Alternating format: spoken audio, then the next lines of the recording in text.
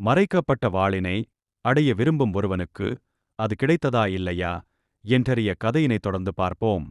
சுவரில் கேடயத்தில் இருந்த மரகதக் கல்லின் மீது வெளிச்சம் பட்டதும் அந்த கல்லிலிருந்து லேசர் லைட் போன்று மாறி தொடர்ந்து சுரங்கத்தில் இரு சுவர்களிலும் உள்ள மரகதக் கல்லுடன் இணைந்து அவன் பாதையை மறைத்தது.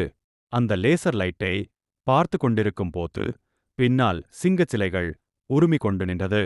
பயந்து போய் என்ன செய்வதென்று தெரியாமல் அருகில் சுவரில் இருந்த வாளினை கையில் எடுத்து சிங்கங்களை தாக்கினான். ஒரு சிங்கம் அவனை தாக்கியது.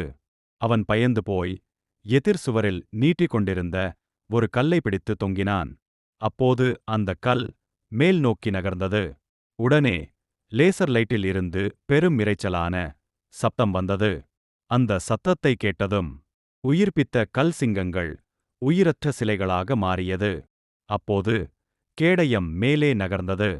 அதற்கு பின்னால் ஒரு சுவிட்ச் இருந்தது.